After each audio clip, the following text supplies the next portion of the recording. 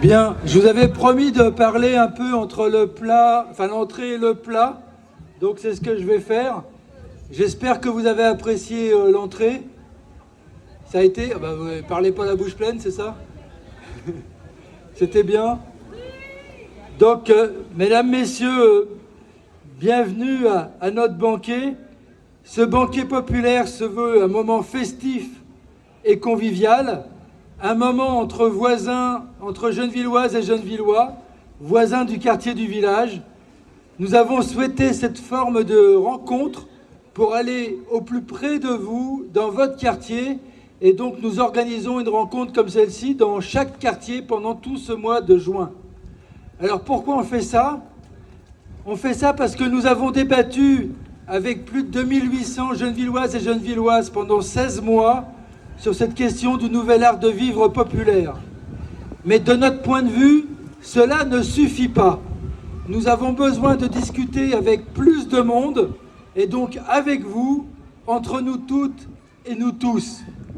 Pour que le nouvel art de vivre populaire à Gennevilliers ne soit pas du pipeau, pour qu'il vive dans la réalité, nous devons en parler ensemble, en être des actrices et des acteurs.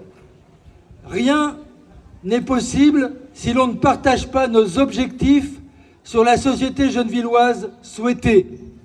Tout est possible par la discussion franche entre nous pour atteindre un objectif, celui de construire une ville où l'on se respecte.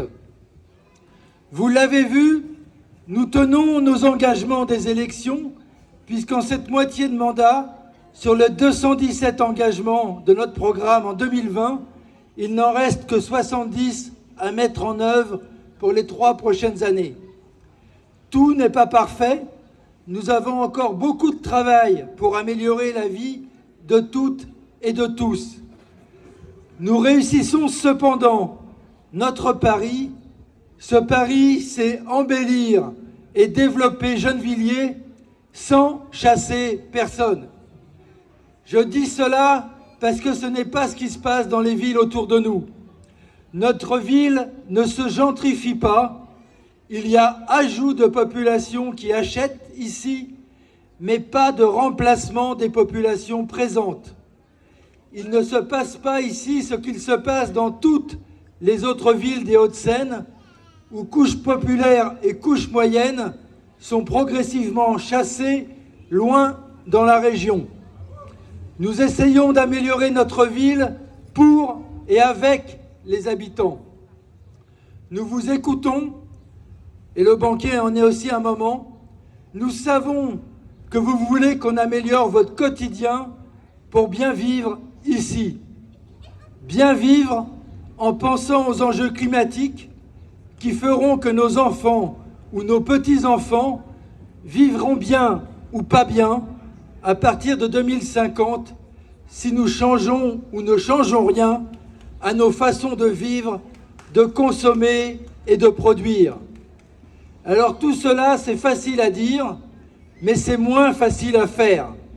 Et en tout cas, très difficile si nous ne discutons pas de ces enjeux, de leurs conséquences immédiates et d'avenir.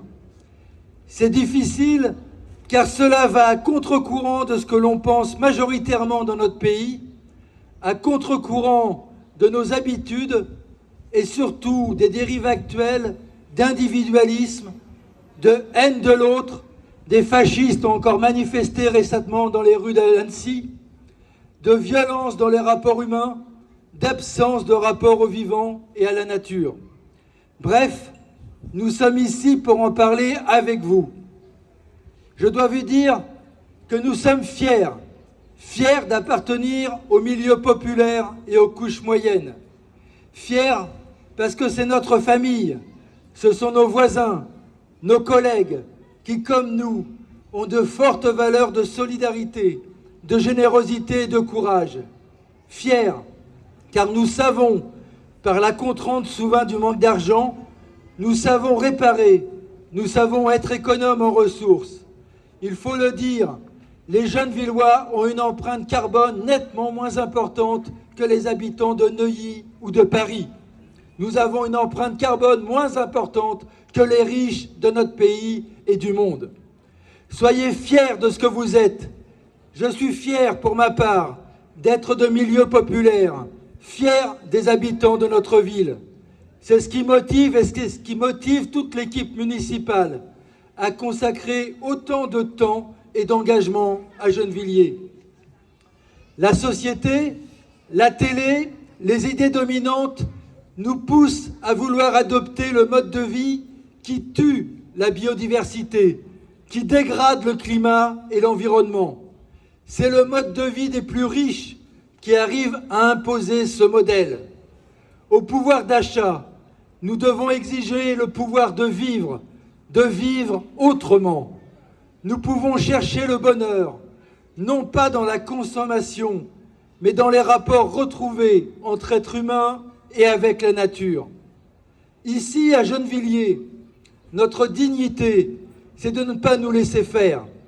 C'est aussi pour cela que je trouve normal et sain que vous nous fassiez part de vos désaccords et de vos exigences sur nous aussi.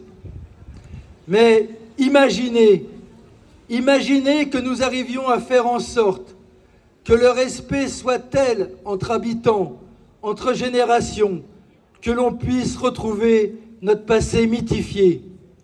Je pense au fait que lorsque j'étais jeune, je n'étais pas plus sage que les jeunes d'aujourd'hui. Mais quand la voisine me disait de sa fenêtre d'arrêter de faire du bruit, au pire, j'allais plus loin, continuer, au mieux, j'arrêtais, car le monde des adultes était solidaire pour aimer tous les gosses et accepter que tout le monde intervienne avec bienveillance sur chaque enfant. Il faut retrouver cette capacité de coéducation, sinon nous allons à l'échec en laissant cette action à la police. Je suis sûr qu'à Gennevilliers, nous pouvons le faire. Imaginez qu'à Gennevilliers, nous retrouvions le sentiment que nous sommes les mêmes dans notre diversité, croyants ou non croyants, parce que nous sommes de la même classe sociale. Nous avons les mêmes intérêts. Développer la solidarité entre voisins, l'attention aux autres, la capacité à s'organiser pour agir ensemble dans des amicales de locataires, dans des associations de quartier, pour dire et imposer à la mairie, pourquoi pas, des idées que vous avez élaborées ensemble, nombreuses et nombreux, et pas seulement à 2 ou 3. Imaginez qu'à Gennevilliers, nous soyons les champions de la lutte contre le réchauffement climatique, parce que nous économisons les ressources naturelles, nous valorisons la réparation plutôt que la consommation, les mobilités douces plutôt que la voiture, pour que la ville soit moins bruyante et plus apaisée. Imaginez que nous nous posions à chaque fois la question: qu'est-ce qui est le mieux pour l'avenir des êtres humains et de la nature, plutôt que qu'est-ce qui est le mieux immédiatement dans une vision égoïste. Imaginez qu'on arrête de se méfier les uns des autres et que l'on se fasse confiance pour agir ensemble, que l'on s'écoute, que l'on soit capable de se disputer pour trouver des solutions aux problèmes qui se posent à nous toutes et tous. Je suis sûr que nous en sommes capables. Imaginez, mais cela est déjà dans votre vie, dans votre quartier. Il y a des choses qui montrent que tout cela est possible. Il nous faut juste en prendre conscience ensemble et avoir envie de le faire. Nous avancerons en prenant appui sur ce qui fait la force de Gennevilliers. Nous savons nous disputer et avancer ensemble. Nous avons le courage de prendre les problèmes à bras-le-corps. Nous avons, et ça s'est vu pendant la Covid, beaucoup de solidarité et de liens sociaux. Nous avons un savoir-faire permettant de développer la réparation plutôt que la consommation.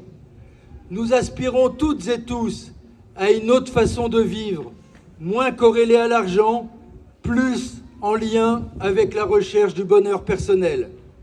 Ce qu'il nous manque, c'est une prise de conscience de nos forces, de notre unité, pour aller à contre-courant d'une société de la consommation à outrance.